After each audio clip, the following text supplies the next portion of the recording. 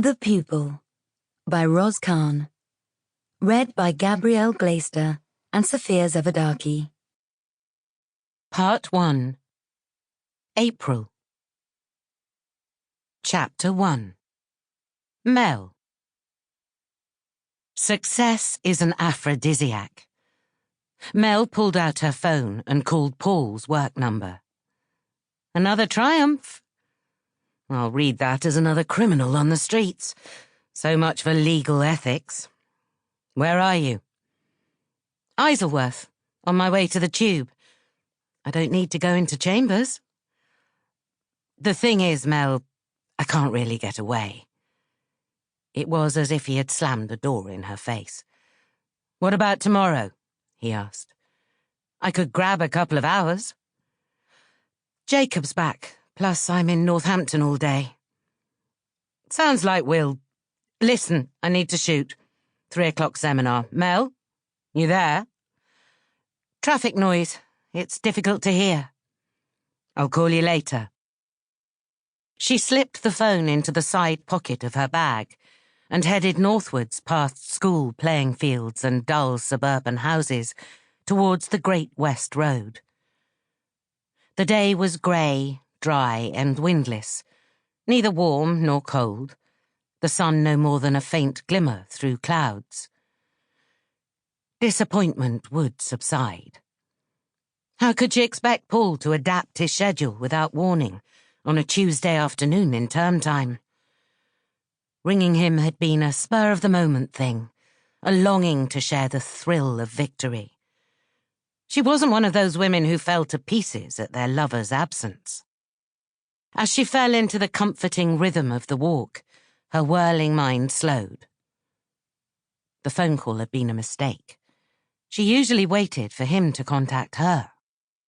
The houses between the Crown Court and the Tube were mostly bow-fronted semis, with clipped hedges and low walls. She could imagine Paul in such a house, though his would be bigger, glassier, with kitchen and loft extensions. Of course, she would never see the family home, which he and Caro had bought soon after the dinner party 17 years ago, where Mel and Paul had met for the first time. Mel was still with Claude then, and they were planning their own family home, though that dream was to crumble a few years later. There were two other couples at the party, but their names or faces had become lost in time. Even Caro had become a blur, though Mel still recalled her gentle, pale blue eyes and flustered manner as she struggled with the burnt ossobuco in between sprints up and down the stairs trying to get the children to sleep. In the large kitchen, the rest of them had speared the charred meat, drank a lot of red wine, and argued. Mel couldn't remember what they'd argued about, only that she had felt outnumbered and unsupported by Claude. She had sensed Paul watching her, and had never forgotten the expression on his face, the power of his deep blue eyes, as he turned to her in agreement and said, "You are not alone." 3 years ago, Claude long gone, she had run into Paul in the temple. He told her he often used the short cut from Waterloo to his office at the University of North London, where he worked.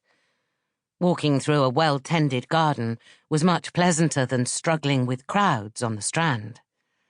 They went for coffee. She talked. The pressures of work, her need to hold her life together for her son. He listened. Afterwards, she wondered if she had talked too much. But 2 days later he rang to say how much he had enjoyed seeing her again, inviting her for a drink. He didn't mention Caro. "That sounds great," she said.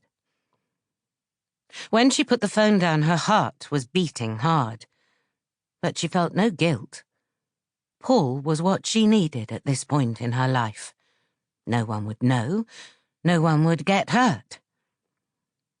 Sometimes, when Jacob was staying with Claude, she and Paul would meet in Mel's flat, though there was a niggling discomfort at his presence after they had made love, awkwardness over their cups of tea or glasses of wine.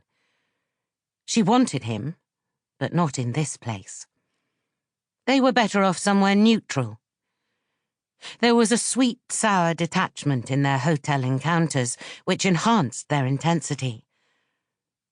Paul would never move into her life to find fault with her slovenly habits and her moody teenage son. The sun emerged from its sheet of cloud. When she started at the bar, she little realised how much of her time would be spent tramping around London's fringes, seeking out-of-the-way courts. The courts were fewer and larger now, the directions easier, thanks to mobile phones and Google Maps. But she'd enjoyed those backstreet expeditions, her battered court guide tucked into her rucksack, working out obscure bus routes or parking spots. Nowadays she used a wheelie bag, but that end-of-the-day feeling was unchanged, the mid-afternoon lull that preceded the next set of instructions. At least the trains were frequent, and today she would be travelling against the rush hour, with the luxury of nothing immediate to prepare, no one to report to, and a good thriller on her Kindle. Never mind Paul, she would do the right thing, hurry back to chambers, listen to other people's war stories, talk rugby with Andy, her clerk. It was time she showed her face. Coming out at Holborn Tube an hour later, she cut through Lincoln's Inn Fields, then across the inn to the Temple. More than 20 years after she had first seen the place, it could still work its magic, particularly on a bright spring day after a successful afternoon in the Crown Court. Walking past the weathered brick, the arching fountain surrounded by neatly trimmed lawns, the pale, tight buds of the lime trees, she breathed the scent of newly cut grass, the sense of renewal deep within the city's turbulence. Whatever went wrong in her personal life, she had this. Bridge Court Chambers was bustling with tenants coming in from court, picking up papers for the next day, solicitors accompanying clients for conferences. Mel swept through the clerk's room, past the pigeonholes, which even in this day of electronic communication remained a focal point, shouted hi to the clerks, and bounded up the stone stairs to her room. It was cramped but light, with 3 desks. 2 were piled high with other people's papers. The third, and best placed, faced out across the Temple Gardens. In these days of hot desking, she could no longer regard it as her own, and it was currently occupied by a beautiful Asian woman. Her glossy hair was drawn back into a large clip, and so fine and symmetrical were her features, so perfect the hairline, that she had no need of the loose strands which most women, Mel included, used to soften the outlines of their faces. Alicia was staring intently into a laptop, flipping the pages in the thick lever arch file beside her. Mel viewed her with detached admiration. It would be easier to like Alicia if she had been prepared to let down her guard in private. Chambers' gossip hinted at a difficult husband, a gambler. Alicia's Hindu parents reportedly disapproved. Mel had learned all this from her friend Georgie, and felt a little piqued that she herself had not been chosen as a confidant. "Hello, stranger." "Hi, Alicia. How'd you get on?" "Fine." What else could she say? In the last 5 days she had slain the prosecution witnesses, guided her client through his shaky evidence, rescued him from a powerful cross-examination, and finally soared in her closing speech. She'd been at her best.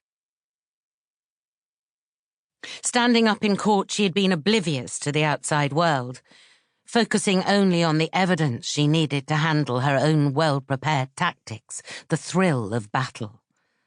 The judge's summing up had felt weighted towards the prosecution, and the wait for the verdict was, as ever, nerve-jangling. But against all odds, Sample complete. Ready to continue?